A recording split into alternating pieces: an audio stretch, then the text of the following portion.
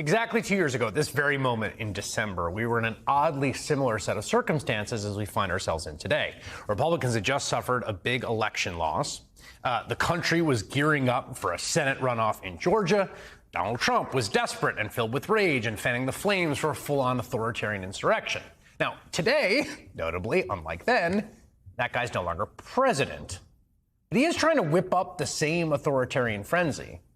On Saturday, on his cut-rate social media platform, the ex-president called for overturning the 2020 election by, quote, the termination of all rules and regulations, including in the Constitution. This comes after his calling for one of his failed candidates in Arizona, Kari Lake, to be, quote, installed as governor last week. And after his little dinner party with the Hitler-admiring anti-Semite and the avowed white supremacist who was at January 6th with the Bullhorn, followed by a special video message to help the insurrectionist fundraiser, and now a call to terminate the Constitution. Again, all this is very familiar. We've seen it before. But it lacks the sting now because 2 years ago, he was the commander-in-chief of the most powerful military in the world. But it's clear this time around from his retirement home in Florida that he still wants the same thing he wanted then. He wants essentially another January 6th. Joining me now is David Jolly, former Republican congressman of Florida. I want to play for you to begin with, David, some of the reaction on the Sunday shows to this call to terminate the Constitution, which is, of course, both unsurprising and ludicrous, but then predictably sends the Republicans into these pretzel knots. Here's Congressman Joyce from the Republican Party on with David Joyce on with George Stephanopoulos. Take a listen. Can you support a candidate in 2024 who's for suspending the Constitution? I will support whoever the Republican nominee is. And I just don't think that at this point he will be able to get there because I think there's a lot of other good quality candidates out there. It's a remarkable statement. You'd support a candidate who's come out for suspending the Constitution? Well, first off, he has no ability to suspend the Constitution. Secondly, but he says he's for it.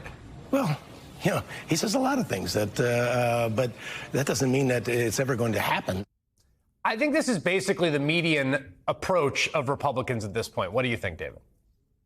Yeah, I call it the Mitch McConnell rule, which is you can say, oh, it doesn't matter, or, oh, I'll condemn his activities. But at the end of the day, you're going to support the Republican nominee, which Joyce also committed to doing. And I think every Republican would do. I would suggest, Chris, this is not a drill. Right. I mean, not only is he the former president, he is still the front runner for the GOP nomination. He is the only announced candidate for the GOP nomination. And so in some ways, it is an admission, right, that his activities around January 6th, his activities in the state of Georgia to tamper with the vote was an admission. But it's also a forecast for what he would do should he become president again. This is not a drill. And so when David Joyce, someone who is otherwise a relatively Midwest moderate member of the caucus, succumbs to Donald Trump, what it tells us is Donald Trump's grip on the party is still as strong as it's ever been. That was the tell from David Joyce.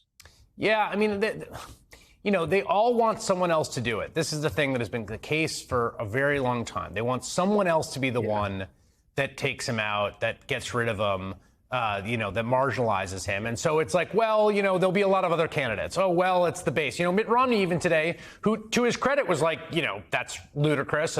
But it says, well, but the question is whether the base still likes him. And so everyone's always pawning the responsibility off, and they'll continue to do it, I think. Yeah, it's hot garbage.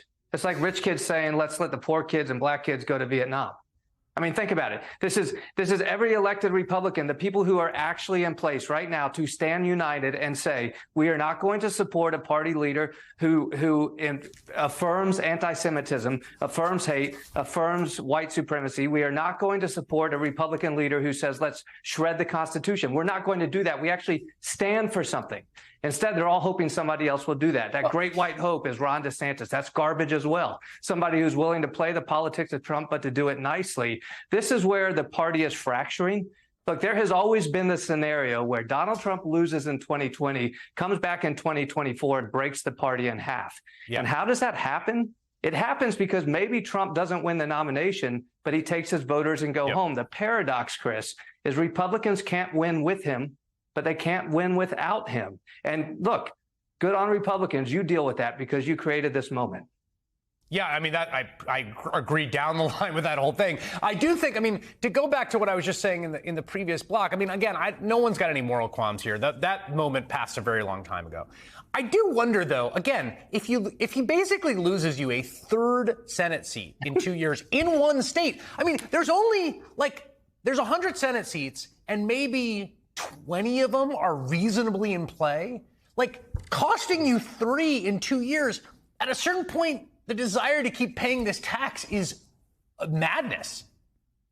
Yeah, that's looking at it at a macro level, right? Take Dave Joyce, again, a moderate Chamber of Commerce Republican, not a MAGA Republican, but he cannot win without the MAGA Republicans. Right, yeah. And so you play that out across every Republican Senate and House seat, and you don't see profiles encouraged because nobody's willing to put principle of a party in their own electoral fortunes.